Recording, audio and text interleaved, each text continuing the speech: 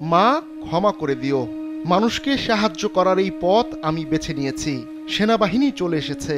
মৃত্যুর আগে মায়ের সঙ্গে এগুলোই ছিল রিফাত রাদওয়ানের শেষ কয়েকটি কথা। এবড়ো থেবড়ো রাস্তায় অ্যাম্বুলেন্সের ভেতর বসে ভাঙা ভাঙা শব্দে বলা রাদওয়ানের এই কথাগুলো এখন তার মায়ের বুকে শেল হয়ে বিচ্ছে। রাদওয়ান ছিলেন সেই হতভাগ্য 14 জন ফিলিস্তিনি প্যারামেডিকদের একজন, যারা ইসরায়েলি বাহিনীর হাতে নিহত হয়েছিলেন। সাহায্যের আবেদন পেয়ে রাফার রাস্তায় রাতের অন্ধকারেই বেরিয়ে পড়েছিলেন রেড ক্রিসেন্টের কয়েকজন সদস্য। কিন্তু ওই প্যারামেডিকরা জানতেন না এই অন্ধকার রাতই তাদের জীবনের শেষ হবে। গেল 23 মার্চ গাজা উপত্যকার দক্ষিণাঞ্চলে ওয়ালটন আবারও মিলিয়নিয়ার অফারে ওয়ালটন ফ্রিজ কিনে আপনিও হয়ে যেতে পারেন মিলিয়নিয়ার।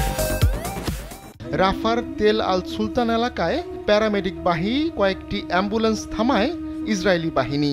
এরপর থেকেই তাদের আর খোঁজ পাওয়া যাচ্ছিল না।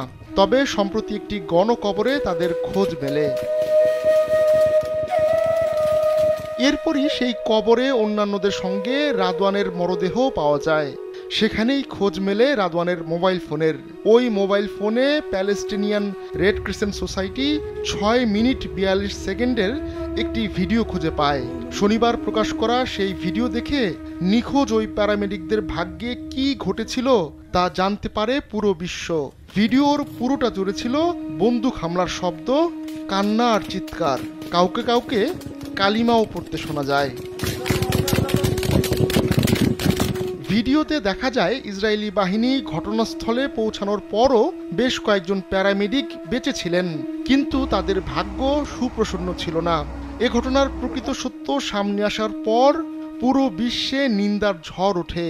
ইসরায়েলি বাহিনী ওই প্যারামেডিকদের নিহত হওয়া নিয়ে যে দাবি করেছিল তা সত্য নয় বলেও প্রকাশ্যে আসে।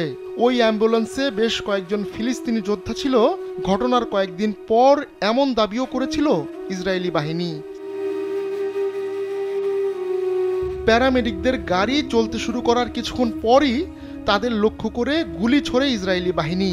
কিছুক্ষণ পর রাদওয়ানকে কালিমা পড়তে শোনা যায়, কিন্তু আস্তে আস্তে তার কণ্ঠস্বর ক্ষীণ হয়ে আসে।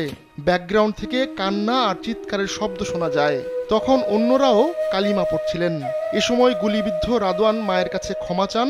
তিনি তখন আল্লাহর কাছে শহীদ হিসেবে তাকে গ্রহণের আবেদন জানান আর আল্লাহর কাছে ক্ষমা চাইতে থাকেন।